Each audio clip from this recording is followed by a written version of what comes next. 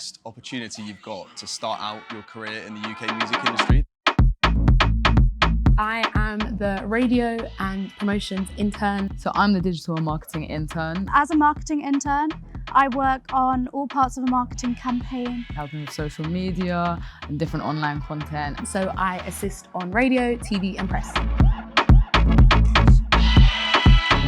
Favourite thing about my job, I get to go to so many gigs all the time.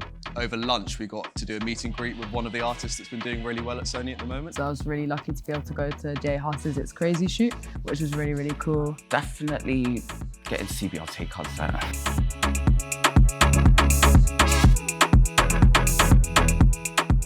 My favourite thing is getting to see the end product. The people and just the incredible music you get to hear every day. It's just the variety, the day-to-day, no day is the same, and I get to talk to a load of different people from a load of different areas. It's just a really nice variety. You can apply for the programme through Sony's website, try and learn as much about the role as you can. Make sure you're following all of Sony Music's social channels, keep an eye on the website, on the careers page. I think everything's pretty self-explanatory.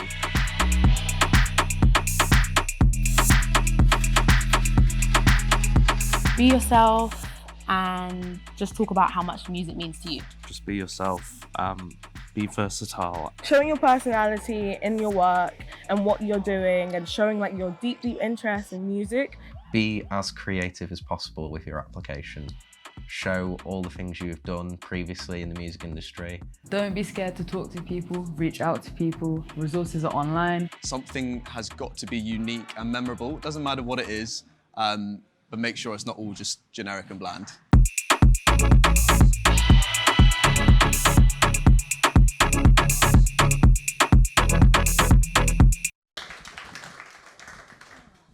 Right, so thank you everyone for coming tonight. This is the Sony Music Creative Mentor Network Amplify Your Career event. We're going to tell you everything you need to know about applying to the internship. So what I'm going to do is let the lovely panel introduce themselves now. So, thank you guys so much for coming. I'm Charlotte.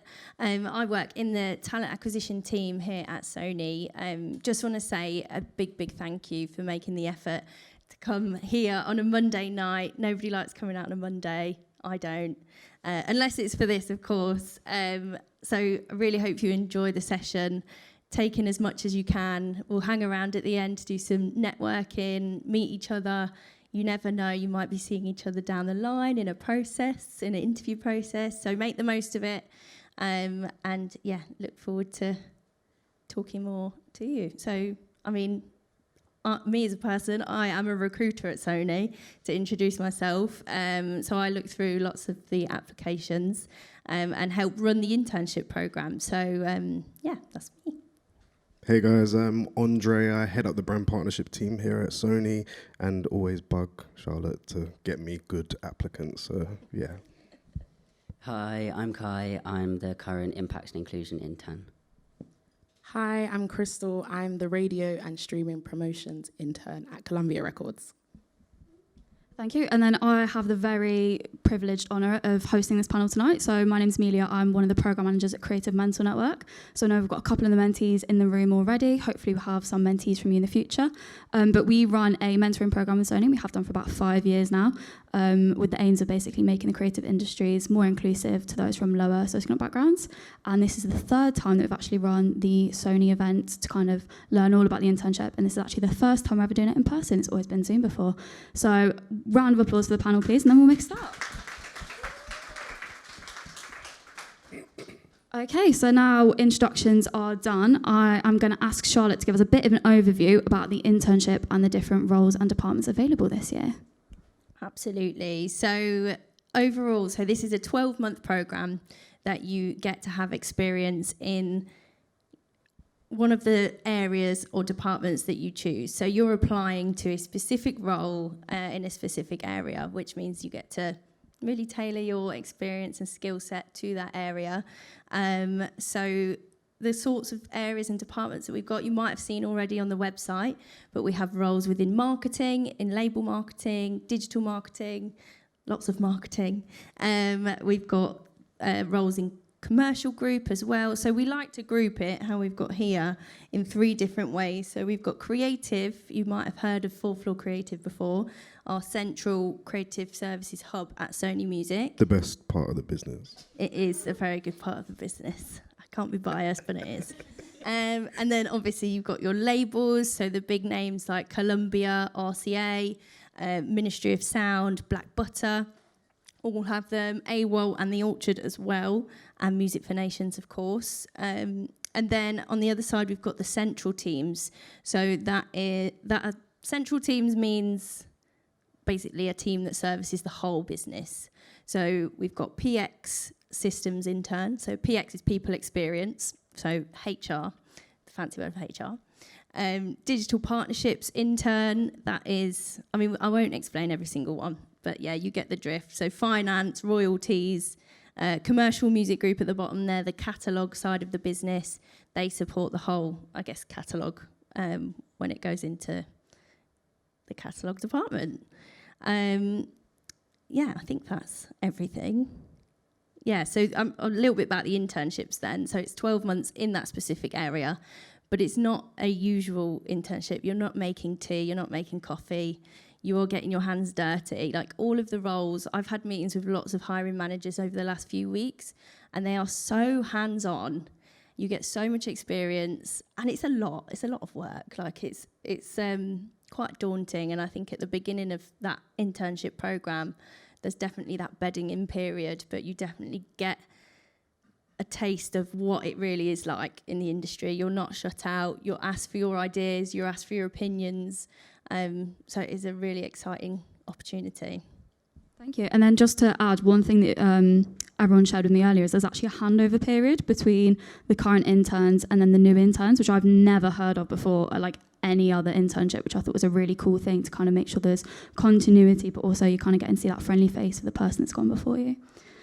So thank you very much for the overview, Charlotte. And that would be really good to get a bit more idea about the steps involved in the overall process. Yeah, absolutely. So very similar to last year. I don't know if anyone applied last year or was a part of it last year. So I'll go through step by step.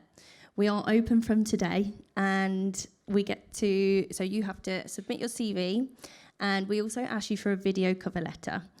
This is something where we ask you to, I guess, express yourself in the best way that you feel comfortable. That might be you talking to the camera, that might be you making a TikTok or reel or a presentation, anything, more creative the better, or you can just sit and talk to the camera. It really is open to you and what plays to your strengths. So once that's happened, we'll get to work and screen all of those applications. We do look at every single one. We watch every single video, and then we move on to the next stage. So we get it down to a certain number. If you get through to the next stage, you will be sent a link to a tool called Spark Hire. Now, that's a one-way video interview tool. Some people get very daunted about this stage, but some people love it, and it's really, really great for them. So you'll answer 4 or 5 questions to do with that specific role. So if you are chosen for more than one internship at that stage, you will have to complete more than one of those interviews because the questions will be different. From there, this is where it's a little bit different. We are starting to do assessment centres this year. So you'll have a day where you'll have to come in and do an individual interview for a short time, and then you will do a group task as well. But just before that, actually, you will have a chance to prepare with a thing called a spotlight session. That is an hour call with your interviewers where you get to pick their brains about the job, the department, the culture, and then ask them any random questions you want. And that can be really fun because you can find out all sorts about the industry. And even if you don't get the job, all of these things, all of these steps are to help you move on to your next opportunity. And then from there, we choose who are our finalists, and then you'll be invited to a final stage interview. Depending on where you live, it might be here, it might be online, just whatever you're kind of comfortable with. And that's it. We aim to wrap it up all by November, hopefully. I know it's a long process, but if you stick with it, like it's worth it, I hope. Very glad the interns nodded there and didn't just go, no. I think we've actually got a slide to illustrate a bit of the timeline on the next one. So hopefully that will give you a bit of an idea as to how the overall process works. What we'll do as well is we'll send out all these slides to everyone attending afterwards so that you can see all of these. So that was a very brief overview from Charlotte as to the 4 stages involved, and then now what we're going to do is go through each stage in a bit more detail. We'll hear from Kai and Crystal, our lovely interns as well. So Charlotte, without further ado, would you be able to give us a bit of an overview about the online application and the video? Yes, I'm just getting my notes because I will forget. But like I say, we went through, I guess, the overview, just diving into a little bit more about the application. That's the CV part, and you'll have a couple of questions to answer on the application page. Nothing too long. We're not asking you for like essays at that point. We want to see your CV and your video cover letter. You can also do a written cover letter if you want to, but it's not essential. From there, so we've got the CV, which we can go into more detail about later, in terms of what we want to see. But that video cover letter, like I say, that is your opportunity to present yourself in the best way possible. Like all videos are different. There's no set way that you'll tick all the boxes and then you'll get through. It's about what you have to say and the content of the things you have done and the skills that you can bring to the table and how you present that. And that's it, really. I mean, it should be quite a straightforward process. People like to take their time to prepare for that video. Sometimes people like to do it on a whim and just talk to the camera and get it out the way, and that's absolutely fine as well. I'm like that. I like to just get things out the way, especially when I'm on camera talking. So yeah, I think that's everything. Yeah, and then I think we actually had quite an out-the-box application from Crystal, so it'd be great to hear about what you did. So for my video cover letter, I did it while making a sandwich, which sounds strange, but I'll explain. My question was basically to talk about artists that I'm interested in. So I was like, okay, I'm going to do a video while talking about artists, but also making a sandwich and describing my artists as condiments in my sandwich. So for example, I used Adele, and I was like, she would be my bread because she's had a long career in the music industry, so she would hold down the fort, hence making her my sandwich. And then I went on to like stack the sandwich while making it, whatever. And that was my video cover letter. That's what I did. As I say, and here you are now. And that really stood out. Like, when you see those ones where loads of thought has gone into it, it really stands out to show. That's why she's here. It's funny as well because we've, having reviewed some of those videos, we've seen some people that have like high-tech cams and they've done like a 2-day shoot, and it turns up and you're like, this is really impressive. But like last year when we were doing it, we had a bunch of those, but our intern that actually got the role just made the video in her bedroom and just spoke. So it's about content as much as it is about trying to impress too. Yeah, it's definitely about making sure this process is accessible to all. It's just a real good opportunity for you to put your individual spin on it and just tell the team at Sony who you are at the earliest stage of the application. So that is a great overview of stage 1, and now we're going to move over to an overview of stage 2, which is Spark Hire. Please, Charlotte. Yes, I feel like I've said this, but I will repeat myself because it is something that, like I say, some people get daunted by, some people definitely don't. It's a chance for us as a recruitment team, but also the hiring managers, because they're the people that are going to see this stage. They want to know what you know about them. So they want to know how involved you are in that area, whatever it might be brand partnerships. How much do you know about brands? How passionate are you about brands? What brands do you like? You never know what kind of questions are going to come up until you actually start the interview, but it's that kind of stuff. So think specific, and how can you prepare for that? It's researching that area of the business, looking at people on LinkedIn, doing a bit of online stalking on LinkedIn can always help. Looking at things that they might have posted about, work they might have shared, to really help you with your research. So the tool that the Spark Hire tool, it will send you a link to complete your interview, and you'll have a deadline. I think it's about a week you get to do it in, but you have to do it all in one go, so you can't do like a question a day.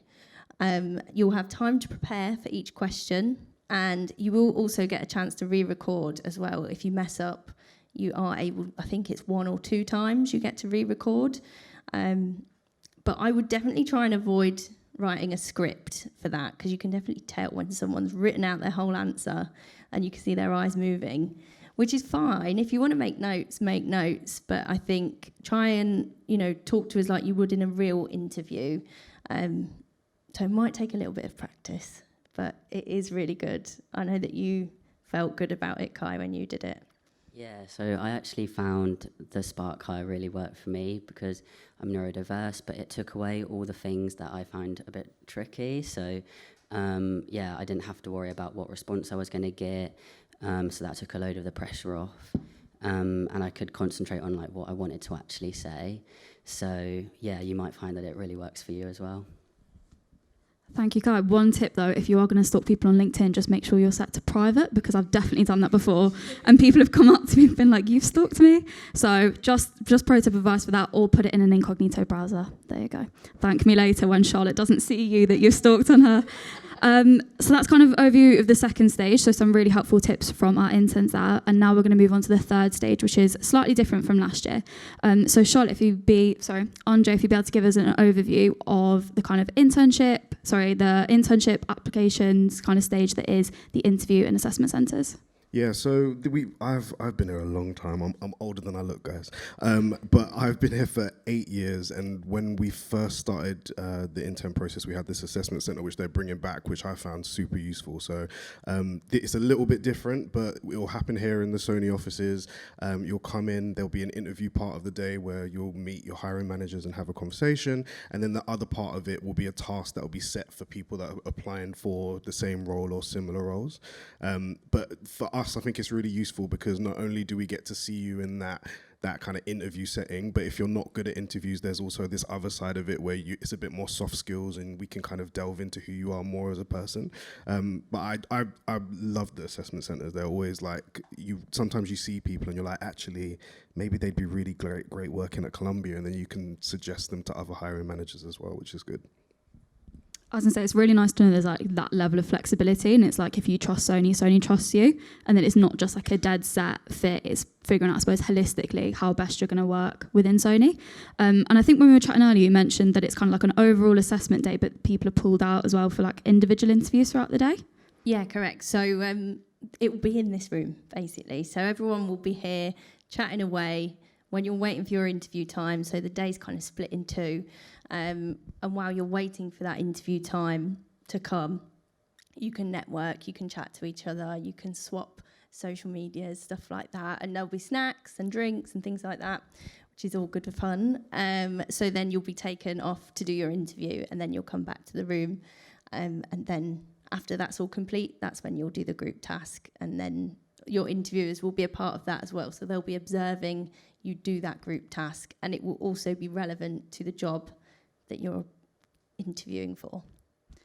Thank you, Charlotte. And then I know, obviously, you can't tell us exactly what's going to happen on the day, otherwise that would be an unfair advantage to everyone in the room. But Kai, it'd be great to hear about how you prepared for that stage once you'd found out you'd secured an interview. Yeah, so we didn't have the assessment centre thing, but I just researched everything that I could about my department online, checked the job description again, trying to find out everything that they were doing. So for me, I've read like an impact report, all that kind of thing. Yeah, trying to think all my experiences, how can I fit them in to be relevant? I'd say just do lots of research, and I did look on the LinkedIn as well. And then how did you actually find it? Like during, I suppose, like your interview, was it that you felt, it flowed quite naturally and you could always like be like, oh, I've read this impact report, or like bring in things that you'd done for your prior research? Did that work out well? Yeah, it was really nice. It was like comfortable. I think it was probably the best interview experience I've ever had. I left feeling like really good about it. So yeah, it went well. Good. I was going to say, I hope that encourages everyone in the room to apply. Positive interviews is not usually something that ever happens, so hopefully we'll see you all there. So that's a great overview of the third stage. And then now, if we can just kind of have a bit of an idea as to how the fourth stage works. So that will be meeting either the head of the label or head of department, someone basically quite senior within the department that you're going to work at.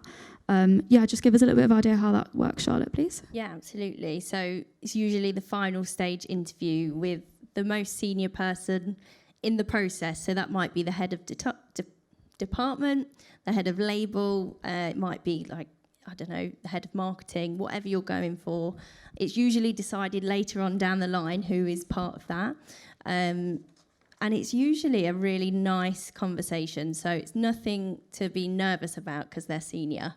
Everybody looks forward to hiring their intern, like from our point of view, like the business perspective. So they want to know more about you, and you might end up talking about similar things you did in your first interview, you know, talking about your skills and how you're passionate for the area of the business.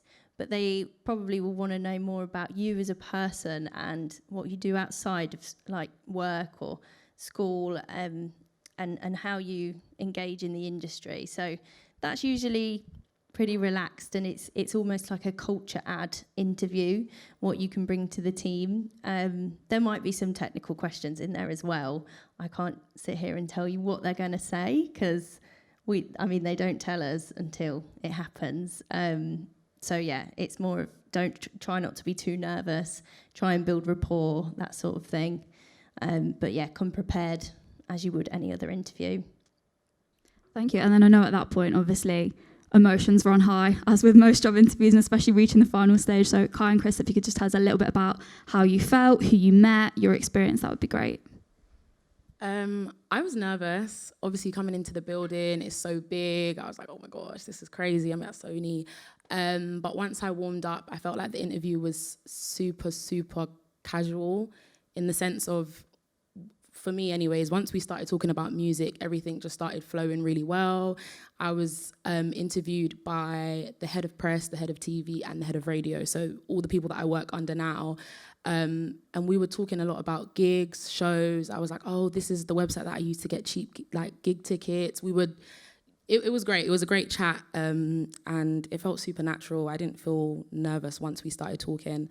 But I made sure I got here on time, put on my favourite top. I was prepared. I was ready to go in and just give it my best, I guess. Yeah, mine was the same. I felt really nervous at first, and it had been a long time getting to that point. And there was a few technical questions, like similar to that Spark Hire type of one. But then after that, then it was just more relaxed, getting to know each other, seeing if like we'd work well as a team and that kind of thing. So yeah, it was really comfortable. It's funny though as well, because it's not often you get a chance to be put in front of a senior person from the music industry, right? So it's such an opportunity for you to ask as many questions as you want to ask. Make sure you're, because it goes directly up to Cassandra Gracie, who is like, she's a legend in the game, who heads up our department. And from those meetings, I know that she's referred people for other jobs in the industry as well, where she's met them and she's like, oh, I really love this person. So it's a great opportunity to put you in front of someone. That is really, really good to know, that even if, you know, for perhaps whatever reason this quite doesn't work out, you know, you're going to have the connections that you've made from your interviews, the people that you've met in this room today, hopefully at the assessment centres. So I think the underlying message is just really, you know, going with an open mind, you never know what could happen. And I think Krista also made a very great point about, you know, making sure that you're setting yourself up for success, turning up on time, making sure, you know, you've pre-planned your journey, you know, how you're going to get here, putting on your favourite top. I think it's, you know, dress for how you want to feel is what we've always been told. So just really making sure, you know, you've got that, you're giving yourself the best possible chance to kind of let them see who you are. So I think in terms of the 4 stages, hopefully that's a decent overview for everyone, but we'll also have a Q&A section at the end, which is, I know, why everyone's really here. They can ask all their specific questions. So now what we're going to do is we're going to move on to the application do's and don'ts. So we're going to go through each of the key things that you need in order to survive the Sony internships, and then just share their advice. So CVs, as we've covered a little bit already, needed for almost every job application. So it'd be great to hear what you're looking for specifically when people are applying for Sony, please, Charlotte. Yes, and it's hard to sum up because there's no right or wrong answer. So these are our opinions. So personality, that's something that might come up in, you know, other bits of advice that you hear. And I guess, oh no, Andre, you have some points about that. I'll let you talk about that. The key thing that I want to talk about is keeping it concise and keeping it relevant and tailored to the job. 1 page is usually enough. We had this debate earlier that obviously if you have 2-page CVs, I will never judge you on that. But I like it when it's all in 1 page. and keeping it concise, meaning there's not paragraphs and paragraphs of sentences of information. It's, you know, key information that's, I guess, condensed into something that is digestible and easy to read. And with, like, spatially as well, try not to waste space with things like a picture of yourself or an address or your date of birth, just information we don't need to know at that stage. It's just not relevant to what we need. I like to also separate bits of experience, and this is all kind of talking to layout, which again is my personal opinion. You've got people often find it easier to talk about like their relevant experience first. So whether that would be personal projects or things you've done at school or uni, things that are relevant to the job that you're applying for, I like to see that first. And then all your other experience, if you've got a part-time job, if you work in hospitality, all stuff that shows me that you're, you know, working hard, I'd love to see, but it just doesn't need as much information and can be in a different section. And yeah, try not to be too obvious about things. Sometimes we receive, well, a lot of the time when we receive a lot of applications, people say, and especially this video cover letter, why should you be the next intern? People say, well, because I love music. And everybody says that. Everybody says the same thing.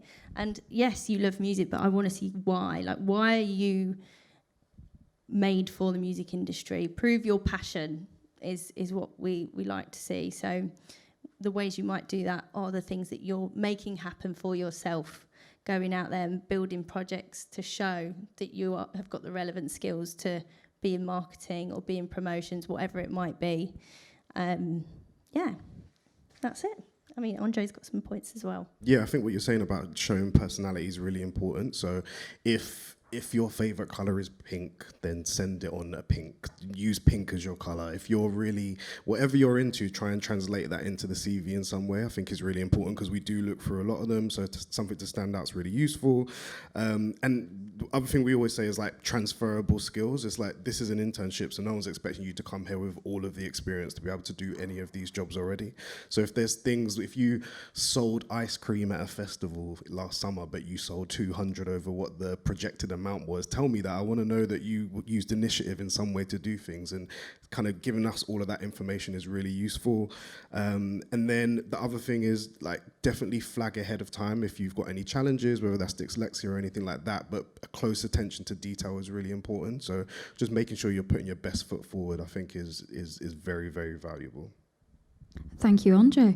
I also really liked your point about the fact that, you know, add numbers to things where you can, add details. Like if you've sold 200 ice creams or you've done a TikTok that's gone viral and you've got like 1.2 million views, put those specific details in because it really helps you stand out. Like Charlotte said, you need that demonstration of your passion to really kind of hit home what it is that you want and why you should be chosen.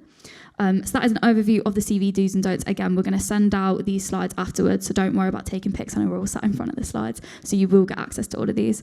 So next, what we're going to do is go for a bit of an overview as to videos, because obviously CVs are used most of the time. Videos are a little bit less common. So it'd be good to hear a little bit about videos, because some of our audience might have never done them before. Absolutely. So I'm clicking at the same time, speaking. Very good. So yeah, the video submission, I think it's so valuable for us to get a bit of a window into who you are.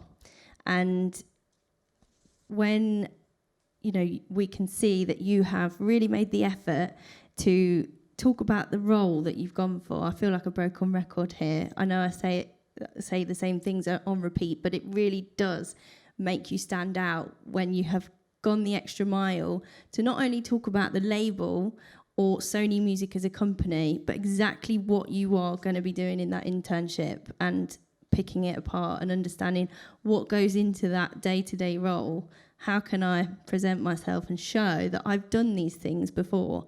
And, you know, talking about your experiences. And when I say experience, I don't mean paid work, like anything that you've done to build yourself, build experience for yourself counts as experience.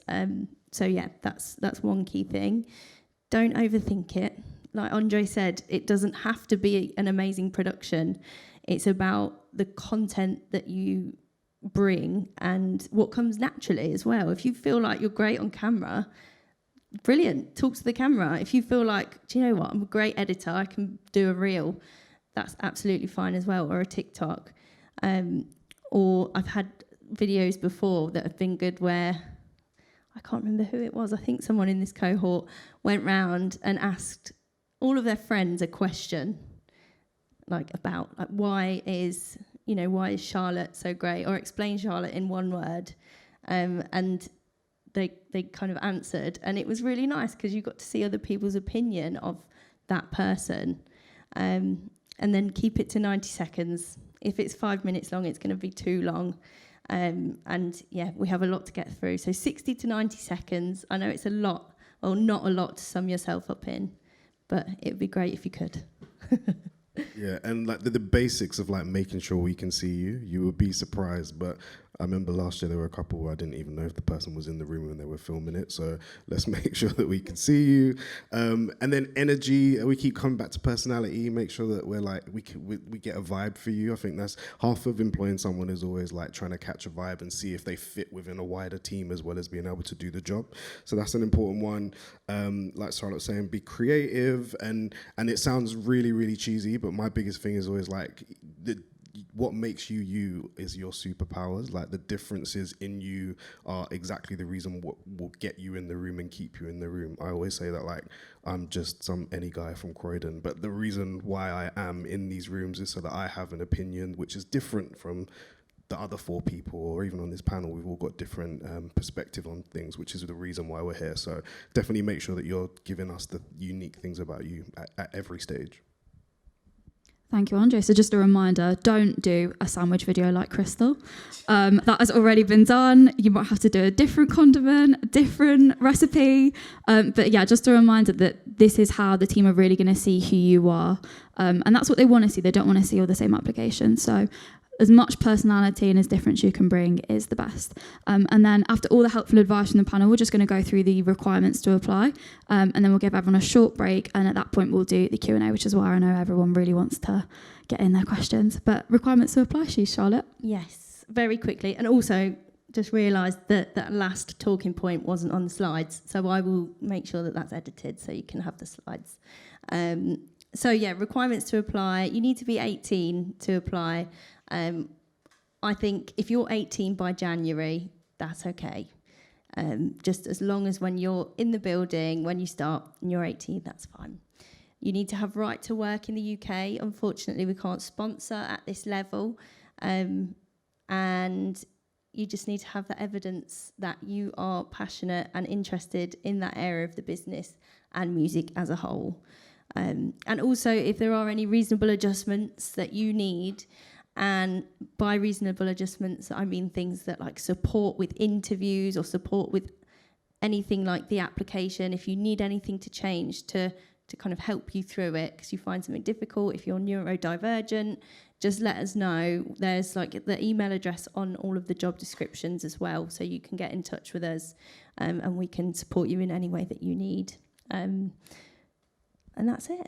I think the one last thing to cover is the time that the applications close, because this was a big mention earlier. Yes, so we are going to close the applications at 5 p.m. on the 7th of August and not a minute later. So make sure that you are not applying at 5 to 5. That happens every year.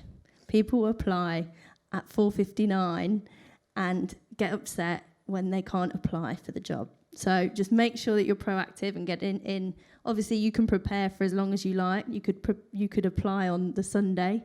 You could apply on the Monday. Just don't leave it 5 minutes before, just in case. Yeah, we've been told once they're closed, they're closed. The links may close once you're in the middle of submitting your application. And unfortunately, there's just no wiggle room on that one. So please, please, please get it in as early as possible. So I think that is the kind of overview as to the 4 stages, the do's and don'ts. If Kai and Crystal have got any top tips, feel free to share them now. Hopefully we've covered everything. Read the job description and use that for your answers. You could be giving points about yourself that aren't even relevant to the job description, if that makes sense. So use I read through it like hundreds of times, just using that to relate to myself rather than just naming things that I'm good at, which have nothing to do with the job. But yeah. That is a really good piece of advice. So that's kind of, again, the 4 stages and then the top do's and don'ts. What we're going to do now is give everyone a 10-minute break, and then we're going to come back in for the Q&A. So please have a think about all the questions that you want to ask. Note them down. What we'll do is we'll come into the audience and kind of pass the microphone around so that all of the panel can answer those questions. And then we're also going to hear some questions from the lovely people dialing in via Zoom. So 10 minutes. If everyone can be back in this room, grab a drink, use the toilet, do whatever you need to do, and we'll see you in 10 minutes. Thank you.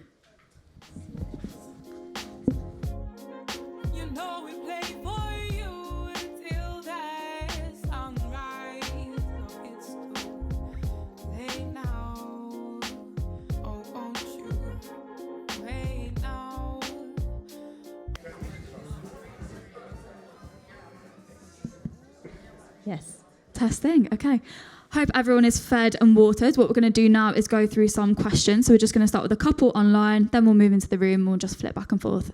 I think some of the lovely people on Zoom have asked very relevant questions that hopefully some people in the room might want covered as well. But yeah, we'll just go around. So a few questions to start off with is the Sony internship paid?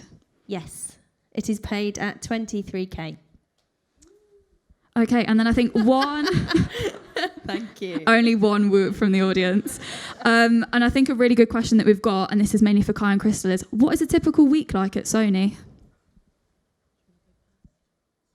It's really varied, so each week looks different, really. It depends what's going on in the building, who's here, who's not here. I can't really think of a typical week, actually. Can you? Yeah, I feel like similar to Kai, days vary. You have different releases that require more of your attention, different projects that require more of your attention. So sometimes you might find yourself working on a project for like a whole week till the release on Friday, and then you're like, oh, okay, back to a couple of admin things, but it varies. And I feel like one of the best things about the internship is you get that variation of like admin stuff, but also being on the go, getting to go to shoots and stuff like that, which is also the fun part of it. So you get a good mix of the two. So the answer to what's your typical week is there is no typical week. There is no typical week. Okay, yeah. that is very good to know. And then one of the questions that we've had as well that I think we've touched on before is, can you apply for more than one internship? Yes, you can. There's nothing stopping you at all. There's nothing stopping you going for every single one.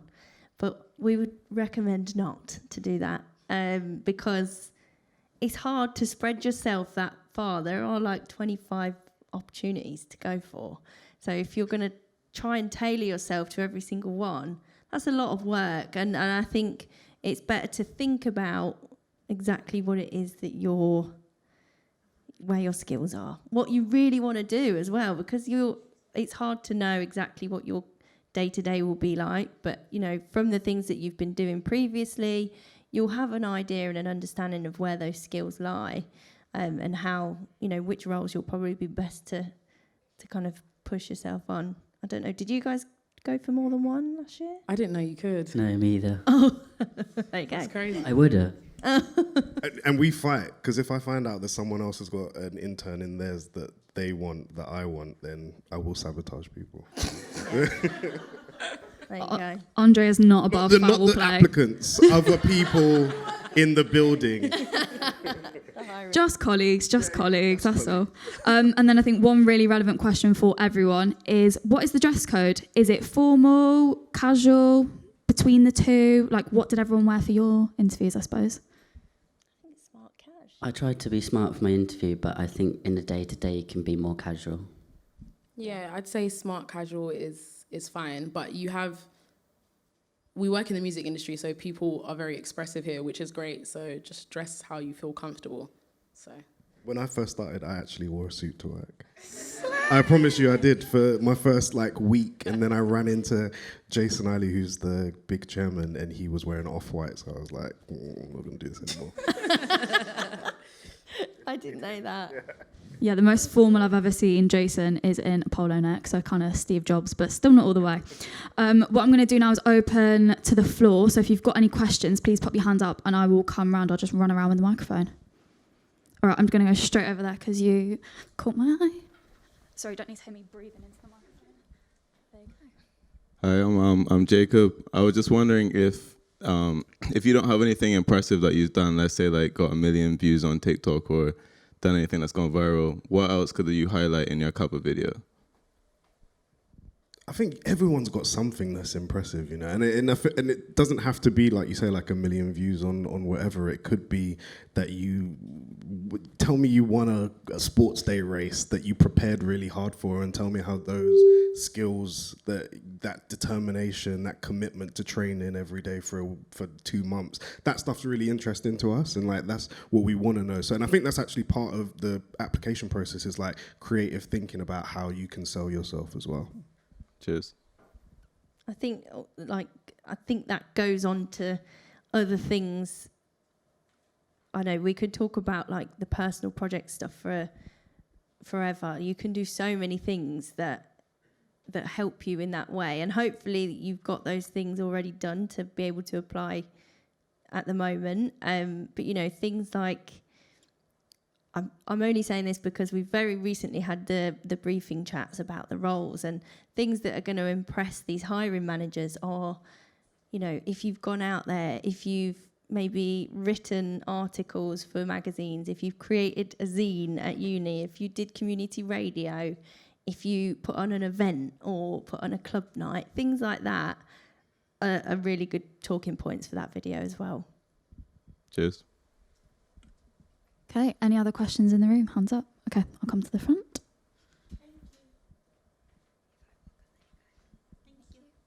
Hi, nice to meet you. I'm Jazzy. When you were talking about the video, like making a sandwich and talking about why you do it, can you do it? Does it have to be a video of you? Can it be an animation? Is that possible? Is that allowed? Definitely. I just want to know. Yeah? 100%. That's really cool. If you can do that sort of stuff. No, I can. Yeah. Just want to make sure. Okay, cool. Absolutely. No one take my idea, okay? Okay, any other questions in the room? If not, I'll go back to online for a little bit while you've got more time to think. Okay, there we go. Hi, you're right, guys. My name's Isaac. You guys went through the sort of do's with the CVs and the videos. What were your don'ts, if you had any? Have you seen any don'ts, some things that you wouldn't want to see in certain applications? For me, I mean, I think, you know, I think you spoke about it, Andre, like spelling mistakes, things like that can be really simply rectified. Get other people to look at your application and check over it, because I think when you work on something for a really long time, having an extra pair of eyes to go over it can really help. The other don'ts, do you mean like a CV or a video as well? Mixture of both, yeah. I mean, I've had people write songs for the video before. Not that that's a don't. You can do that, but it has to be a good song. I don't know. What about you, Andre? When you have a look, Trying to think. I'm just like, don't not do the research. I think is the big thing. You'll be surprised how many people we speak to that like have no idea what brand partnerships even is when they're applying for the role. So that for me is always a red flag. And even though they might have a really impressive CV or be like really great on the video, if they don't even know what the role is that they're going for, that's always a big no for me. going that extra mile. And everything has, I mean, like Fourth Floor Creative, they have their own website where you can go and find out about the sort of work that they're doing. Same with the labels. The ones that are a bit trickier are like the central teams and understanding exactly what those projects are like. 'Cause it's not necessarily always something that you would see online. But researching on LinkedIn and things like that can help. I think that's, sorry if that's not covered your question. Well, it makes sense. Thank you very much. Okay, now everyone's putting their hands up there. Go. Hi, I'm Antonia. My question is there like a structure for the video? So like, are you going to give us a question? Is there like bullet points that we need to follow, or is it just literally what we want to do? Yeah, so it will be a question that it's very broad. So it says, please tell us in no more than 90 seconds why you should be chosen for the brand partnerships internship or the analytics or whatever it might be. Okay, thank you. Hi, my name's Saloni. Just a quick one. So what if a lot of your experience is based on being like a self-managed artist or something like that, but you want to get in the business side of the industry? Do you guys, is it like not something you guys look for when a lot of your experience is from being an artist itself? Or is that okay to put in as your experience? Yeah, I think that's all fine. I think there's a thin line, right, between like, are you coming here so you can get signed, or like what's the angle here? And we've had loads of people who are musicians that are part of the intern cohort or the ones previously, and I think the difference with them is they just show a genuine interest in like actually wanting to do the work. But being an artist, I can like, if you've managed to sell out a gig and you've done all that marketing around that gig yourself, that's exactly what these guys are doing. So yeah, it's definitely relevant. Okay, cool. And I don't know if I can ask another one, but in terms of the growth over the internship, like what's the room for growth during and after?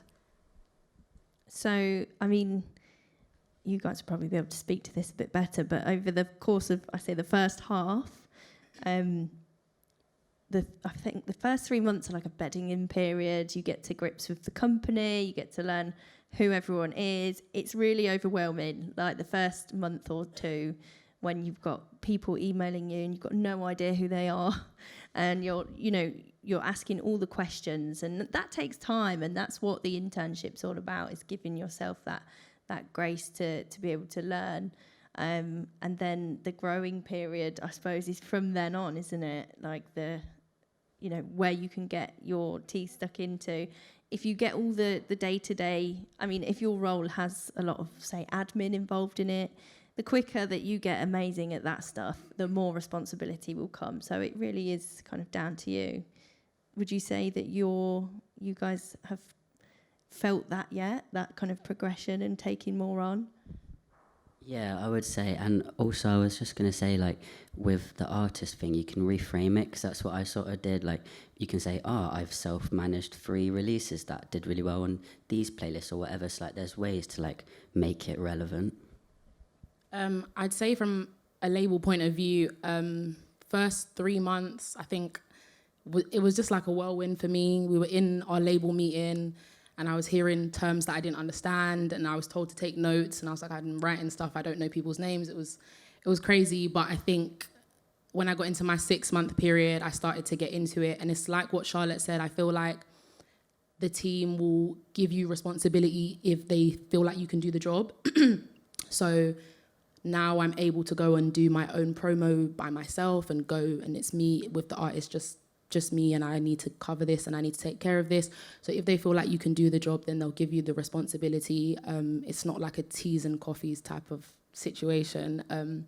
You do take on a lot of responsibility, and I feel like by my 12th month, I'll be ready to have an actual career in the music industry, because I've done a year of it, and now I can almost go and apply those skills either here or elsewhere.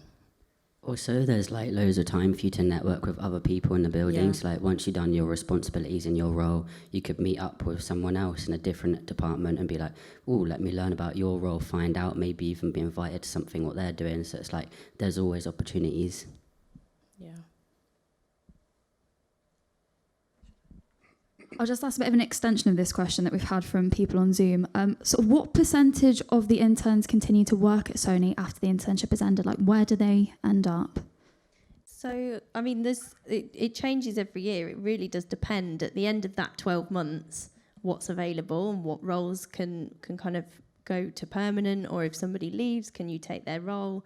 So it changes each year, but I think... I don't want to put an exact number on it, but it was a good number last year that ended up staying. It's usually around like November, December time when things start popping up. Those assistant level roles often that's why you don't see many assistant roles online, because each year the interns get first dibs on this role's come available, who wants to apply. If we can find someone out of that intern group, then great, because we want to keep and retain those interns. Yeah, and I think for us, when we have an intern come into our team, we're really clear that this is a 12-month journey. So like at the end of that, it's not to say that there won't be a role available, but it just means that we're preparing you to go on and have a job anywhere in the industry. And I think the one thing about in our team as well, we found that everyone has either gone on to work in an agency or a management company or somewhere that we've kind of help them in some way to get on, and it's like it's in our best interest to make sure that you kind of go off and get a great job somewhere else if you're not here. Hi, my name's Paula. I'm happy. Oh, sorry. Hi. We've met actually because I applied in 2021 and I got to the final stage, diversity and inclusion. So I feel like I'm those people that come back in X Factor and they're like, I'm here again. And I'm giving it another shot. And Simon's like, give it your best shot. Yeah. So, yeah, you know what? Try again. So I wanted to ask, what has changed since 2021? Because I obviously didn't get it. Cried like a baby. But what has changed from 2021 to now for this next, application process? The assessment centre.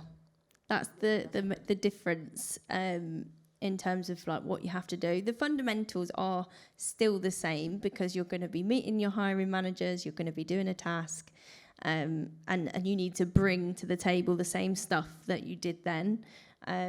So yeah, that's the only difference. I think, yeah, should be. Still continuing with like the spotlight sessions, which will kind of help as well. Yeah.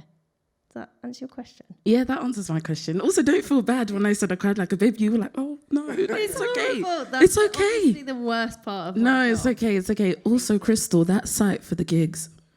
I'd like that site, please. Thank you.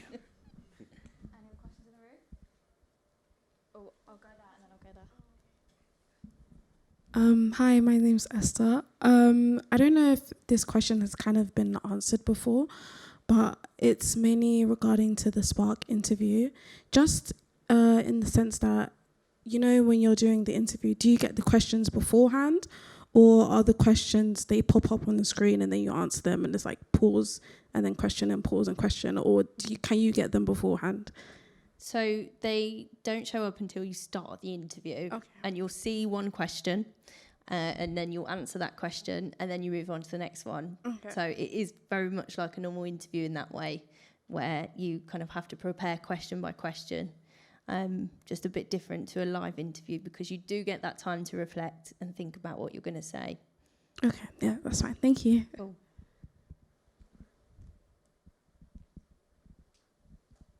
Hello. You know, sometimes you can be, you know, diverse and you are more creative than writing. Yes, some people who have dyslexia, dyspraxia, autism, you know, writing for them can be quite difficult. Yes, but they are really creative and they're very good resolving problems and they are very good connecting with people. Yes, from the internship that you have, which one is more hands-on and less write-on? Okay, interesting. It's a good question. Go on, Andre. I would say probably something in the 4th floor creative team, I reckon. So the kind of the proof's in the name, right? Where like the creative services part of the business, production interns in there. There's the video commissioning team have an intern as well. I think there's an element of all of it that there's going to be some sort of written work, whether that's sending emails or admin in some way, shape or form. But I think the other thing is that if someone's great for the role, I think like Charlotte was saying, that there are reasonable adjustments that we can make for anyone just to make sure that everyone gets an equal shot. So probably 4th floor is the area that's a bit more hands-on. But yeah, I think anywhere in the business, I think we'll do our best to make sure that people are accommodated. Okay, I'm going to do a couple that are hopefully relevant to everyone that we've had in from Zoom. So someone said they're aware Sony's A&R department has run before. Will it be running again this year? Yes, the A&R Academy is different, so it runs at a different time. It's a 12-month programme, and those applications go out usually beginning of November. So stay tuned for more. Thank you. And then someone has said that they know applicants have to be at least 18 years of age, but is there a maximum age limit? No, absolutely not. You can be any age you like. Okay, thank you. Apart from Final home question week. before I go back to the floor is, what are the working hours like and are there opportunities for progression? Yeah. Sorry, I'm reeling these off, guys. Please feel free. Working hours are from 9:30 till 6, but they do have core hours, which are basically your hours that you have to be in. So outside of your core hours, it's pretty flexible. So for example, if you needed to go to a doctor's appointment in the morning, the team's not gonna like run you down and go crazy. I think core hours are from 10:30. 10:30 till 4:30. 10:30 till 4:30. But normally your day will go from about 9:30 till 6. And what was the second part of the question? Sorry. Are there opportunities for progression? I'd say in the internship there are definitely rooms for you to progress. It doesn't always have to be you getting a job is you progressing. I feel like as long as you can see growth from the start till the end of the internship, you've grown, regardless of if you don't get a job here at the end of the year, or if you network with someone and you can go and find a job elsewhere. That for me is growth. You can learn so many skills from here. A lot of the past interns have started a role and been like, I don't think that's for me. I'm going to go and talk to someone else, and then got a role somewhere else. So there is room for you to grow as an individual. And I'll get in trouble for saying this at some point, but outside of those working hours, sometimes you are required to do other work as well, which is like a big thing that, I mean, when I started back in the medieval times, it was like, you're in and you don't leave until 12 o'clock. And I've got the battle scars, but I think for nowadays where everyone's a lot nicer, the hours are a bit better, but it's good things. It's whether you have to go to a gig, whether you have to stay late to help in a marketing campaign, if there's a track coming out that Thursday night or whatever. So there are some areas where you'll be required, but I think that's kind of what we're all here for, right? If you didn't have a passion to want to do more of that, then it makes no sense. You might as well leave now. I feel like I got to work on a Sunday, and most people would be like, you worked on a Sunday, but I got to go to wireless. So, it's all right. You could be doing worse. So, yeah.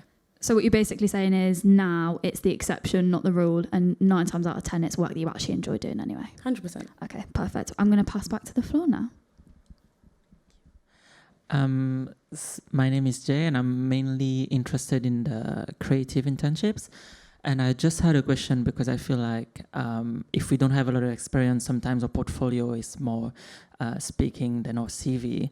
So I was wondering, when we are applying for creative internship, would you rather us to send a portfolio instead of the CV, or the resume instead of the portfolio?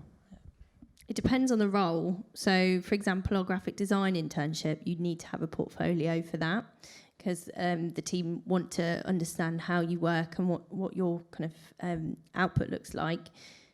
Other ones, you don't have to give a portfolio, but if you feel like it will support your application, then you're absolutely able to include that either on the application form or in your CV, like link it in your CV, and we can look at it that way. But in terms of, the more creative roles like production, brand partnerships, you don't need a portfolio, do you, for that? It's more about the tasks that you'll be doing in the interviews and what kind of things that you talk about, maybe in your Spark Hire interview or your video cover letter. So you can get it across in different ways. It doesn't have to be a portfolio unless you're going for design.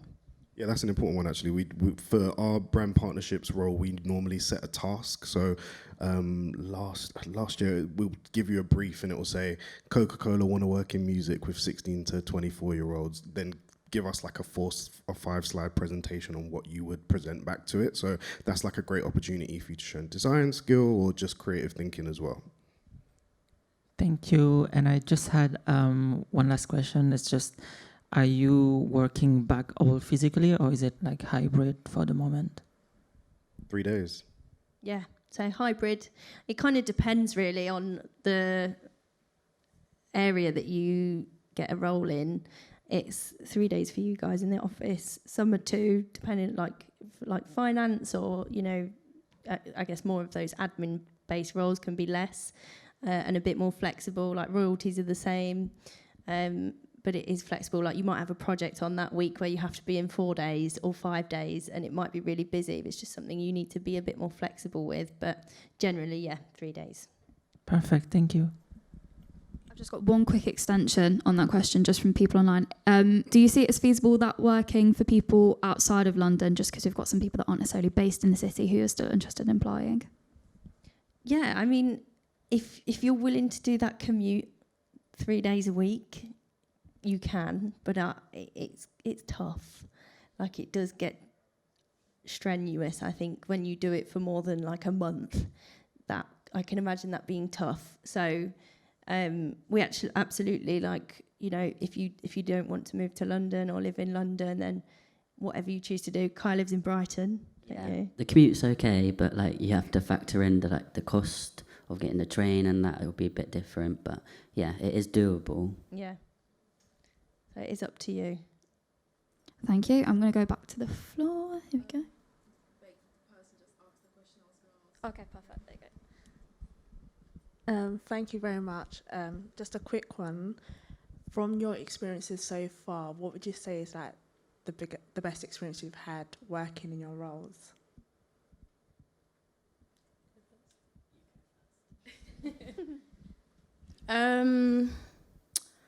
I would say my first like big campaign that I was able to really help on. It wasn't a campaign that I was put on, but it was one that I was passionate about, and I was told by staff at Columbia that if you are passionate about a project or you feel like you can bring something to this project, let us know. We have an artist called Davido that's signed to us, and I love his music. I grew up to his music, and also I felt like I could be an asset to the project. So I put myself forward. I said, can I just sit in the meetings, just sit at the back and just help out? I did, and then I actually got put on the campaign, and I was able to help when he came to London. I helped with his promo run, and it was a big moment for me because I felt like if I didn't follow that advice, then I probably would have just not been on the project. So it was my first time like properly speaking out and being like, I want to be a part of this. And the promo trip went well, so I was happy.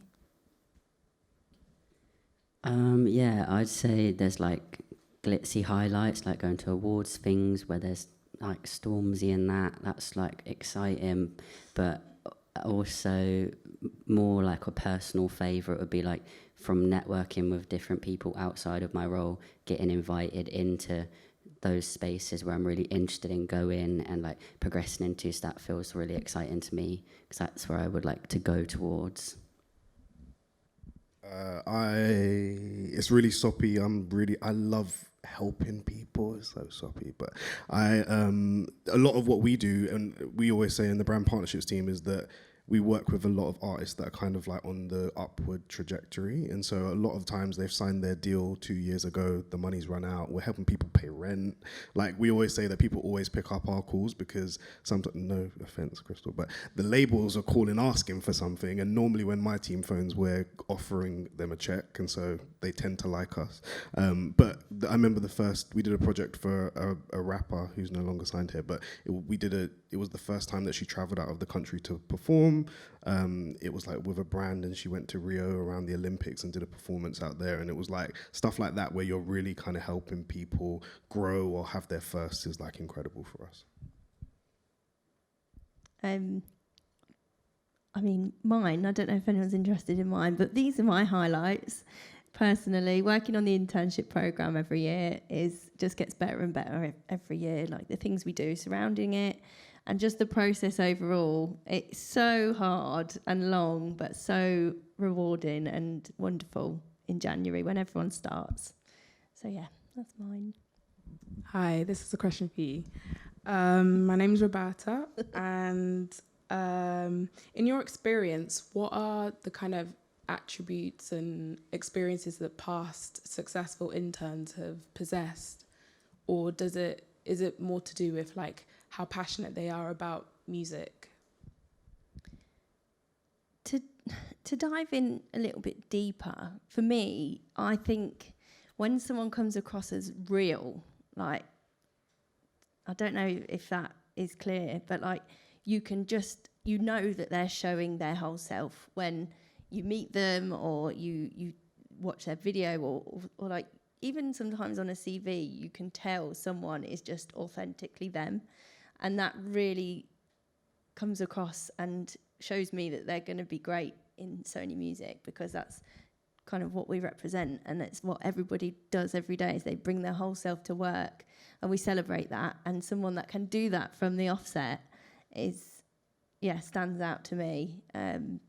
But in terms of the other skills, yes, the passion is really key. And, you know, the things that you've done to get to where you are now are really important to show and shout about and cross-reference the job description and all of that technical stuff. But when it comes down to it, it's like when you can have a big thing of that is like great communication can stand out a lot as well, when you're able to talk to people about the things that the music that you're passionate about, not just tell me, oh yeah, I love pop music, like, oh, do you know what, I'm so passionate about this artist. I was, 7 when I went to their first gig, or, just being able to give me more like threads to a topic, so I can like, you have more to offer than just, I listen to everything. You can really dive in deeper, and I think that really is nice throughout the process. Does that answer your question? Hi, my name is Lennox. I have one question, but it's like broken into 2 bits. So since the application process is open right now, what would you say between now and the end of the 2 weeks is your number 1 tip to try and like separate yourself between all other applicants? It doesn't have to be a number 1 tip, but just, any, an important tip or, yeah. I think we say it a lot, but it's like, be yourself. Like, genuinely, like, just whatever the authentic bits of you, the things that set you apart, the things that make you you, tell us that. We want to know. We want to know the background. We want to know what you did when you were 5. Like, what was your favorite TV show? All of that stuff. If there's a way to make that relevant and pour it into your application, I think that's the most important thing. Okay, thanks. And my second bit is are there any other things you'd recommend, maybe similar to this or maybe not similar to this, but that would help? I guess there's only 2 weeks left, but that would help, I guess, elevate yourself for applications. It's hard to not repeat what we've already said. I'm trying to think of something else insightful to say. I don't know. Just thinking out the box, thinking about different things that, because I can tell you things that are going to be different to everyone else, but then everyone else is going to know. So you need to think of something original, and I don't know, try and push that. And if you can make us go, oh wow, that's a bit different, that's good, And obviously it's hard being on the other side because you don't know what other people are doing. But trying to be original in that way with different things that you do, whether that be the work that you create, or the things that you say or get across in a different way. Yeah, being original. And I think as well that there's the definite like stalk the people that you're applying for the roles. Like I do genuinely, that is like, go on, if their Instagram, follow them in real life. No, don't. And don't start following me on Instagram, and don't message me. Like all of that stuff, don't do. But if you find people's LinkedIn and you see their work, but like that's really important. But I think the other side of it as well is like, whether it's reading Billboard or reading Music Business Worldwide or reading musicweek.com, all of that kind of stuff, so you kind of have a bit of a overview of the wider industry as well. Like, if you can come in and tell me what the Universal Brand Partnerships team are doing, I'm going to look at it and be like, that'll make me angry. I'm like, wow, how did they get that and we're not doing that? So things like that and context to like the industry and as a whole, I think that's really important and can be useful and done in 2 weeks. Great point. Thanks a lot. Hi, I have another question. So I don't want you to repeat yourself again, but what are your green flags when you're reading an application or seeing a video? Like okay, I'm going to keep on watching this. And then the second question is, what are your red flags that you see in a couple of first minutes? Like, yeah, I'm not finishing this. No, I'm just going to shut this down. It doesn't exist. So what are those? Are we talking about the video? It can be the video or it can be application. Which one is like easier to? So green flags, and I will repeat myself just to make sure it's going in. Tailoring, I say that all the time. Tailor. Every job you go for, regardless if it's the Sony Music Internship, anything that you go for in your career, you stand out so much if you go for. And the thing is, I get a lot of applications in the internship that are tailored, but remove the internship, like normal jobs, they're not many people that tailor their application to the job. So that in itself, whether that be now or in the future, whatever job you go for, making it relevant to the job that you're going for, talk about the area in your little personal statement. You could, going on to talk about some of the work that you've seen from that team that you really like a project that might be a brand partnership that you've seen that you think, oh my God, that's so cool. Talk about it. Things like that, they're all green flags. Red flags, it's hard to say. Spelling mistakes, I know this is really obvious stuff, but things, I don't want to work for the information. When I'm looking at your application, I don't want to have to scroll to the bottom to see, the tiny little bit of information that is relevant to the job. PDFs, make it a PDF, your CV. Because if it's in Word, sometimes it processes really wrong and just ends up loads of like squiggly lines and brackets and stars. And then I have to download it and then read it on Word. So make it PDF, make it easy for me to read. There are some of the key things I think that are red flags.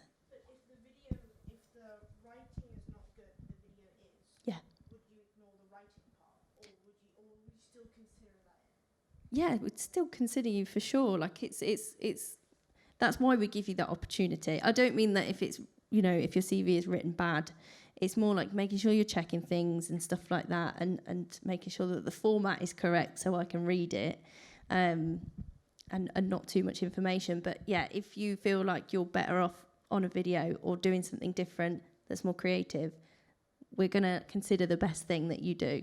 If your CV is amazing, but you're not great with your whatever video you've submitted, then it's still things to consider, things that we're gonna look at and think, okay, this is cool.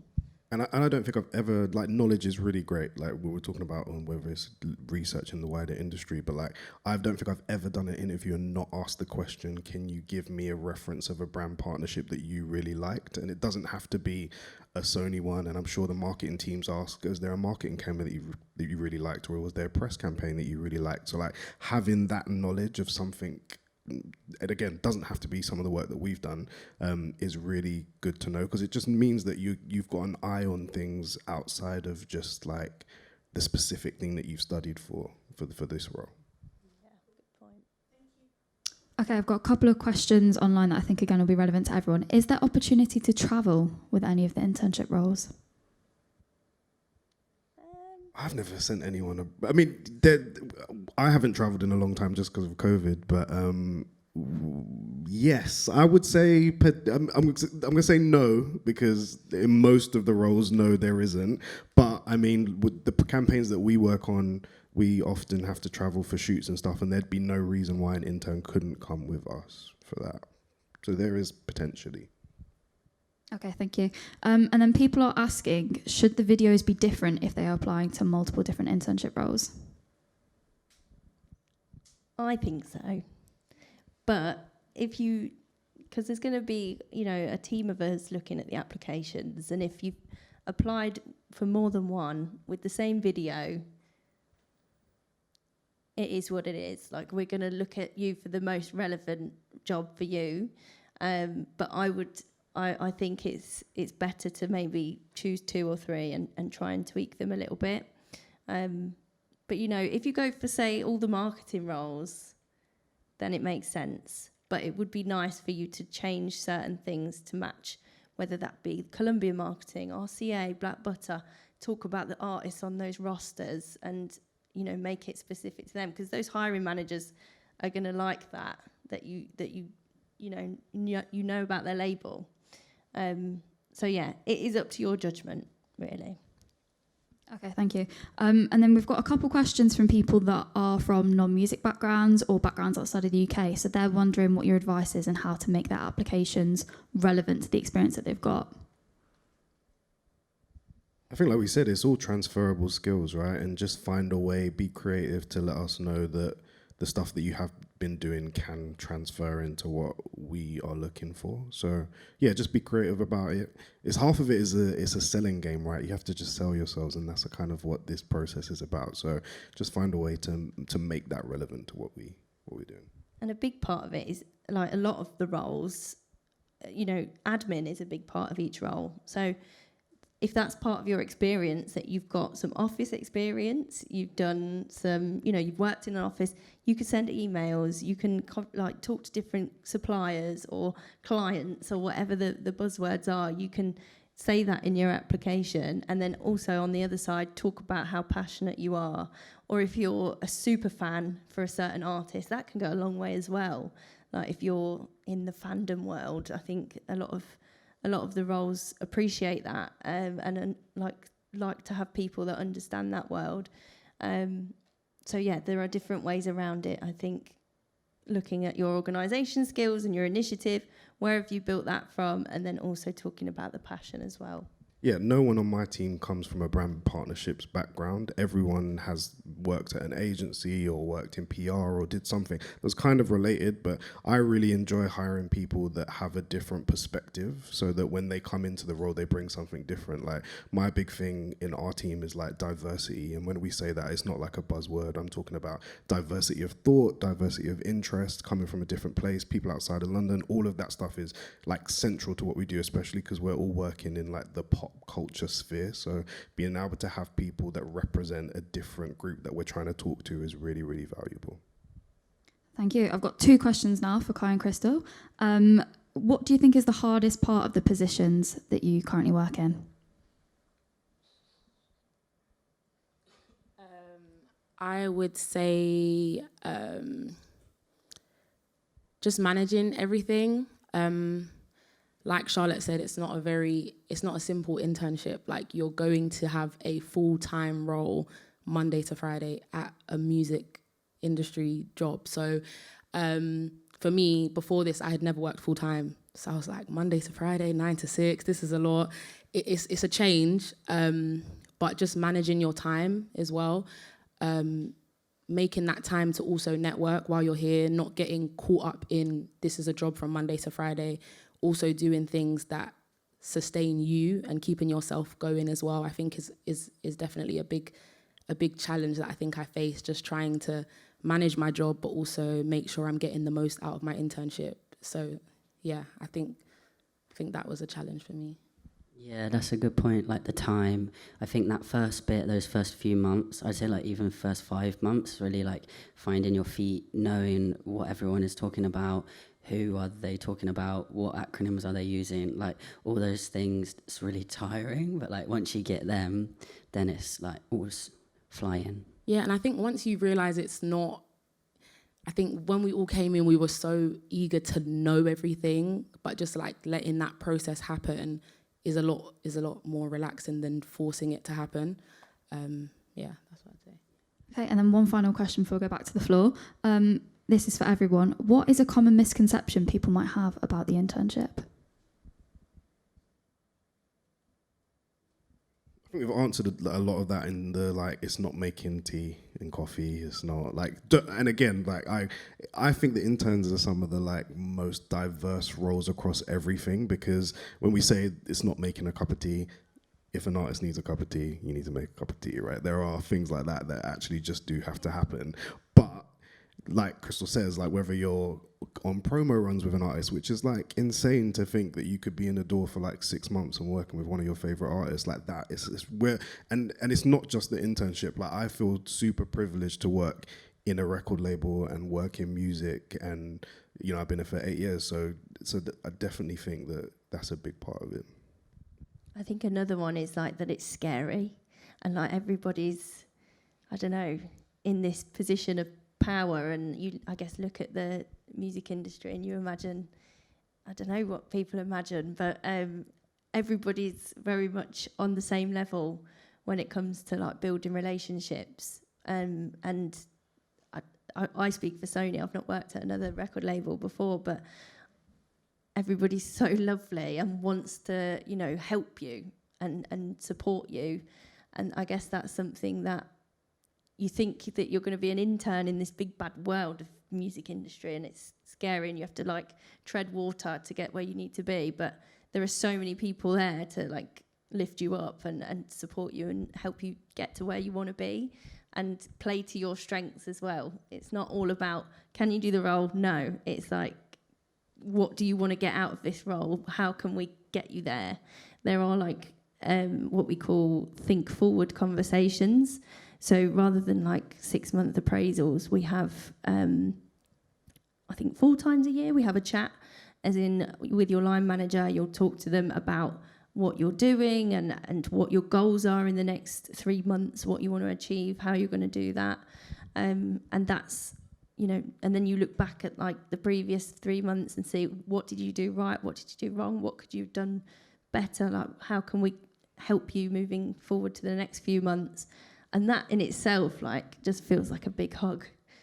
I think at any level, that's not just interns, that's every level, like at Sony, have those conversations, and that just runs through and through. I'd also say like a misconception that even I had was that everyone's reviewing you for a job at the end of the year when you get into the internship, and that is not the case. I felt like in my first 3 months, I was like, I can't make a mistake. That means they're gonna think I'm rubbish at my job. It's very much a collaborative process with your team, with your managers. They're trying to help you, not review you and be like, oh, she can't do the job, she doesn't know what she's doing. It's how can we help you? How can we help you progress? And they want you to do well. So basically, to reference X Factor again, you're not Simon Cowell and Libby Walsh. Okay. Any more questions from the floor? We're going to wrap up in a couple of minutes. I'll try and go to people that I haven't spoken to yet. Hi, I'm Gifty. I wanted to ask, because I remember one of you mentioning how you have to speak about like who's your favorite artist and why you're so passionate about what they do. Does it have to be an artist that is signed to Sony, or can it be just anyone? That can be anyone. It's more just so that you can talk to something, because like when I ask that question to people, which I do a lot when I speak to candidates, not just the internship, and people say, oh, you know, just I listen to everything really, which is great, and we probably all do, but it's like being able to specify and show that you know, oh, I love this person, I love that person, I love what they're doing at the moment, just to show that you know, you're observant and you can speak to that, if you know what I mean. But also research a Sony artist and mention one of them as well. Yeah. Just like play to our ego. We work in the music industry. We want you to know like the artists that we work on. Like that is a big part of it as well. And if you can pick out certain parts of the campaign, that's normally the best thing. So like, if you want to come to Columbia, you can't just be like, I love Harry Styles because I just think his music's great. Like, what did we do in the Harry's House campaign that really stuck out to you? And then they know that you did your research, not me, but yeah.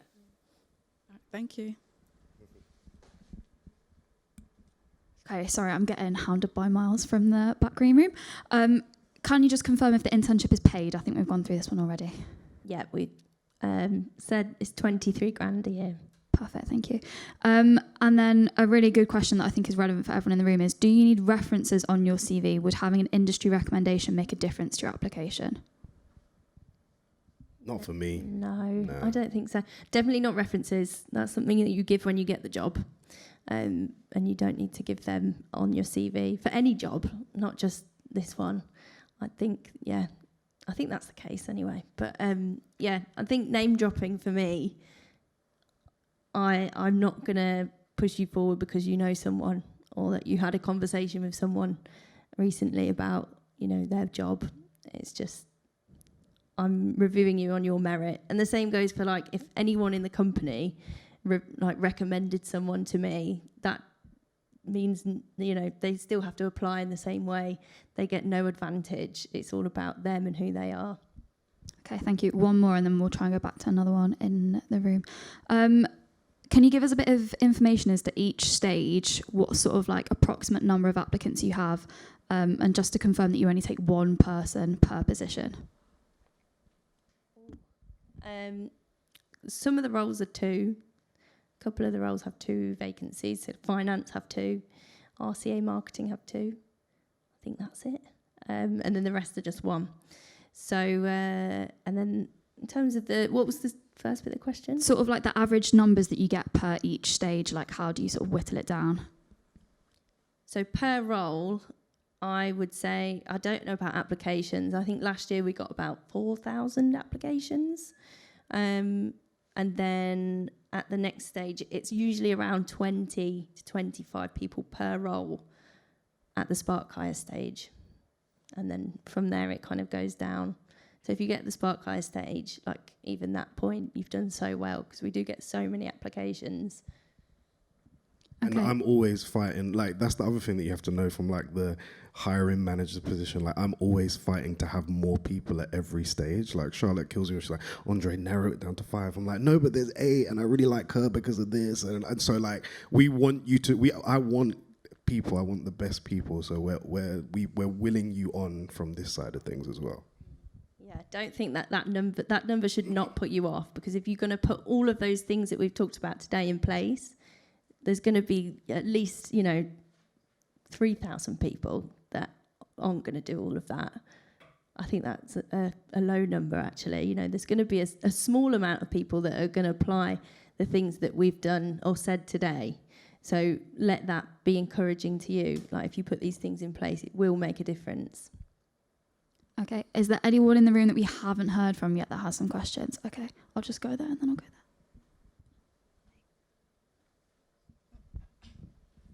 Afternoon, guys. So my question is, like, has there been instances where people have decided to leave the role, or their time has been cut short within the role?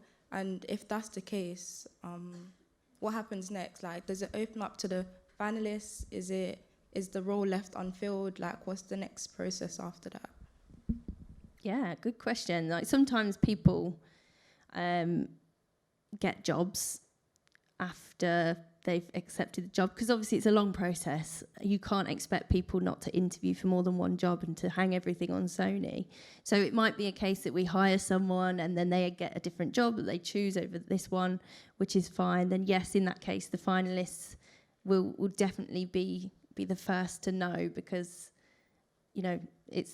usually at that point you're at that point for a reason. You're still great for the job, and it's unfortunate that we have to reject so many amazing people. In terms of like getting it cut short, like if someone finds a permanent opportunity, or if somebody gets taken on permanently within Sony after however many months, then yeah, it's something that we would look at, is going back to that pool of candidates at the final stage. Or it might get advertised again. It's rare that the team will like have no intern unless there's like, I don't know, 3 months left of the internship, and we'll just wait for the next one. I hope that makes sense. I think there's one more question around. Hi, I'm Jamie. Thank you for putting the event on. I just had a quick question around with there sort of being so many different labels and music companies out there, what's the sort of main thing that makes Sony sort of unique and special? Well, we are. No. The hilarious thing about that question is that my boss, Cassandra, if she was here, she says I'm a brat and I complain too much. So she'll play this back and have this on loop somewhere. But I genuinely think that the difference between Sony and, especially, I mean, I don't think it's comparable to like some of the smaller independent labels. I think that we work in very different ways. I think that Sony, and speaking to other friends that work within the industry, Sony's like a really collaborative place, and I think Jason's really fostered an environment where the labels are talking to each other about what's working across campaigns. It really is collaborative, and like I say, I've been here for 8 years, and the only reason I've stayed here this long is the people. I think that's like the above and beyond the biggest part of the reason why I've stayed here so long is because the people are incredible. The charts don't look too bad for us at the minute. We've just had a #1 album with Jay Huss. Columbia are killing it. The PX and HR team are doing an incredible job and like setting the tone across the industry when it comes to paternity leave and all of these initiatives that they brought in to help staff and people in general.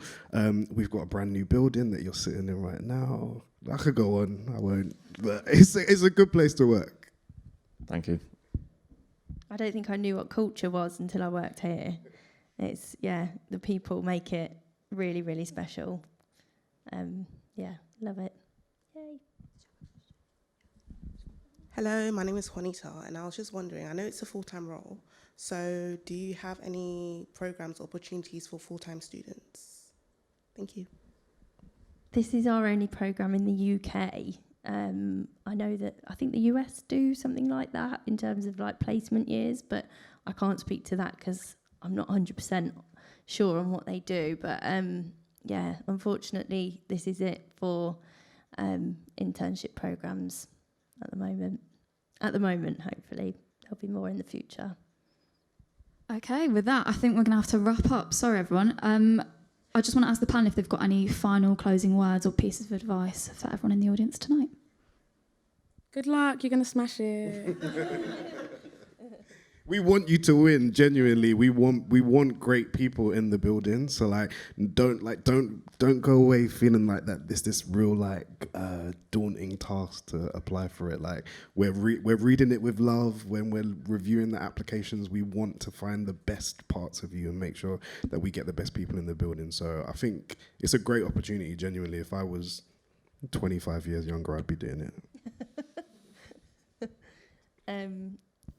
I think echo what these guys have said.